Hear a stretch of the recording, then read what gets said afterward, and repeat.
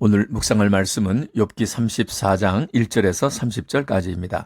엘리후는 자신의 무죄와 의로움을 주장하는 욥에게 서로 지혜 있는 자들의 편에 서서 정의가 무엇이고 선이 무엇인지 알아보자고 합니다. 그러나 곧 욥이 이런 말을 했다고 하면서 욥의 말을 과장하고 확대 해석한 후 바로 악인으로 몰아갑니다. 그것을 증명하려고 자기가 본 적도 없고 아무 증거도 없이 욥이 악한 일을 하는 자들과 한패라고 비방합니다. 우리는 한 사람의 말을 들을 때 그가 하는 말을 내 입장에서 듣고 내 가치관으로 해석하고 평가합니다. 그래서 그 사람의 말을 전달할 때는 이미 내 주관과 의견이 포함된 다른 말로 변질되어 버립니다. 내 주관 없이 상대방이 어떤 마음에서 하는 말인지를 알아듣고 그대로 전하기란 거의 불가능에 가깝습니다. 또 말은 그대로 전할지라도 내가 어떤 감정과 자세로 말하느냐에 따라 달라질 수 있습니다. 정보나 소식이 아니라 그 사람의 생각을 전하는 것이라면 가급적 전하지 말고 본인에게 직접 듣도록 하는 것이 좋을 것입니다. 욥은 자신이 아무 흠도 죄도 없는 사람이라고 여긴 적이 없습니다. 다만 자신이 당하고 있는 고난이 자기 죄에 대한 결과라고 받아들일 수 없었을 뿐입니다.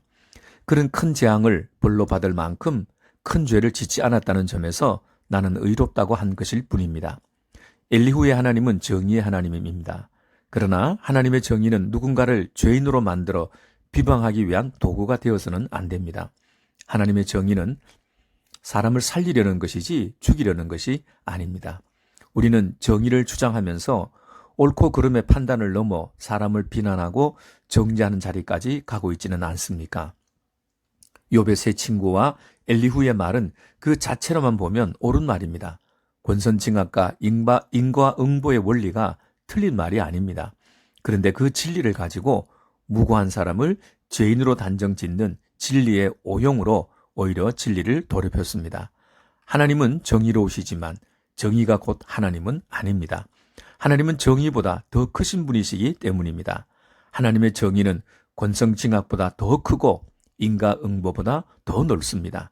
정의만으로 하나님을 이해한다면 모든 사람은 다 심판받아 죽어야 마땅합니다. 정의의 하나님뿐이라면 죄인이 용서받을 길은 없습니다. 하나님은 정의만 아니라 사랑과 은혜의 하나님이시기도 합니다. 내가 아는 한 가지만으로 하나님을 다 안다고 해서는 안 됩니다. 십자가는 정의와 사랑, 인자와 진리가 입맞추는 자리입니다. 엘리후는 욥의 불의를 증명하기 위해 악인을 심판하시는 하나님의 공의라는 한 가지만을 강조합니다. 그의 말 속에는 하나님의 은혜와 자비는 등장하지 않습니다. 하나님은 심판에 목마르신 분이 아닙니다. 그 아들을 세상에 보내신 것은 세상을 심판하려 하심이 아니요 그로 말미암아 세상이 구원을 받게 하려 하심이라고 말씀했습니다. 하나님의 정의의 핵심은 사랑이며 은혜입니다. 가난한 자와 왕을 차별하지 않고 공정과 공평으로 대하는 그 정의는 약한 자를 사랑하시는 하나님의 은혜로부터 비롯됩니다.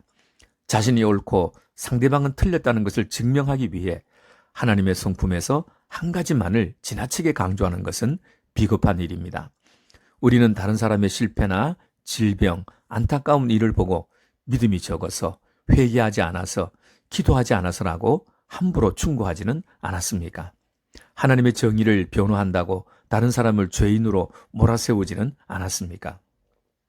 신앙생활을 오래 하고 성경에 대한 지식이 많아서 구구절절 옳은 말만 하는데도 상대방의 원통하고 억울한 마음에는 가닿지 않고 오히려 상처를 뒤집어 놓지는 않았습니까? 진정한 위로는 상대방의 상한 마음에 가닿을 수 있도록 부드럽고 다정해야 합니다.